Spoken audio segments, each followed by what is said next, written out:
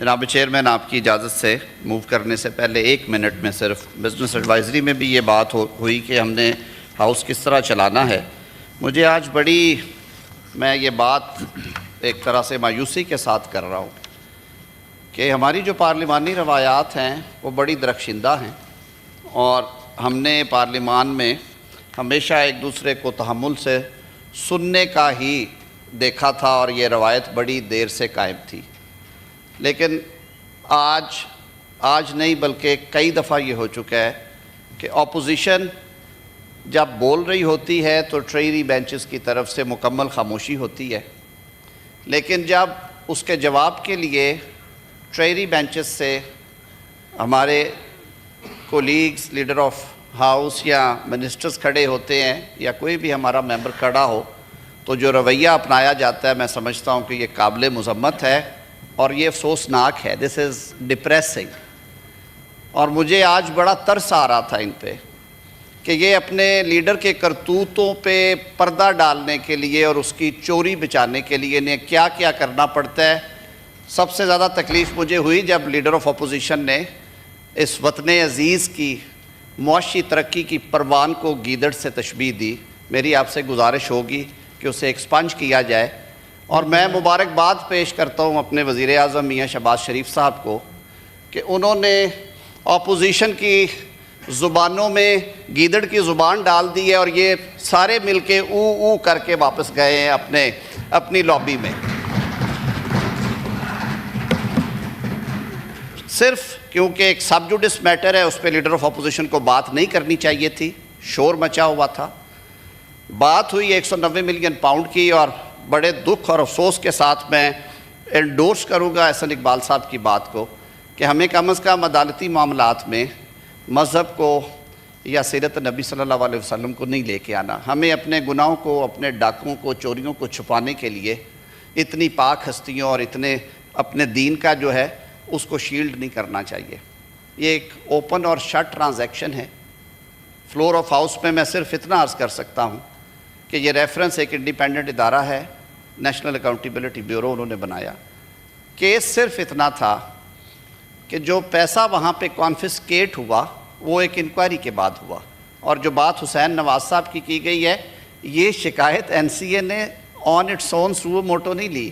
یہ اس وقت کے معاون خصوصی وزیر اعظم پاکستان شہزاد اکبر مرزا نے یہ درخواست دائر کی تھی، انکوائری شروع کرائی تھی حسین نواز کے خلاف.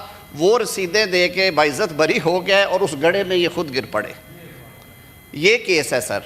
انہیں کلیئر کر دیا گیا جب یہ رقم ساری کیلکولیٹ کر کے انہوں نے کانفسکیٹ کر لی. نیشنل کرائم ایجنسی کے رول کے مطابق یہ اسٹیٹ بینک آف پاکستان کے ڈار صاحب اکاؤنٹ نمبر 1 میں آنی تھی. یہ 59 ارب روپیہ تھا اس وقت کی تقسیم کے مطابق، جو پاؤنڈ کا اور اس کا فرق تھا. جناب چیئرمین، کابینہ میں ایک بند لفافے میں نوٹ لا کے حشپ کر کے بغیر ڈیبیٹ کرائے ایکس ایجنڈے کے طور پہ ایک confidentiality agreement between NCA and government of Pakistan. وہ کہتے ہیں ملک ریاض اور ان کے درمیان تھا، گورنمنٹ کا تعلق کوئی نہیں تھا. گورنمنٹ آف پاکستان سے ایک ایگریمنٹ کرایا گیا کہ یہ جو ڈیل ہوگی یہ پبلک نہیں ہوگی، اور اس ایگریمنٹ کی آڑ میں، اس کی گارب میں نیشنل کرائم ایجنسی کو اس ڈیل کے بارے میں NOC جاری کر دیا گیا گورنمنٹ آف پاکستان کی طرف سے، اور ہدایت کر دی گئی کہ آپ یہ ساری رقم جو ہے یہ اسٹیٹ بینک آف پاکستان کو دینے کی بجائے جو ملک ریاض صاحب کا جرمانے کا اکاؤنٹ ہے سپریم کورٹ نے کھولا ہوا جس میں انہوں نے 429 ارب جمع کرانے تھے، آپ یہ پیسے وہاں پہ ٹرانسفر کر دیں. یہ چوری پکڑی گئی. اس کے باوجود یہ کہتے ہیں نا کہ ریاست کو نقصان کوئی نہیں پہنچا. سپریم کورٹ آف پاکستان نے جب عوامی رد عمل دیکھا، وفاق پاکستان نے ایک درخواست دائر کی PDM دور میں کہ جی یہ رقم جو ہے یہ تو حکومت پاکستان کے عوام کا پیسہ تھا جو یہاں سے لوٹ کے لے جایا گیا تھا، اور رولز کے تحت یہ حکومتی اکاؤنٹ میں آنا تھا. تو سپریم کورٹ آف پاکستان کے حکم کے تابع وہ رقم وہاں سے نکال کے اسٹیٹ بینک آف پاکستان کے حکومتی اکاؤنٹ نمبر 1 میں ڈالی گئی.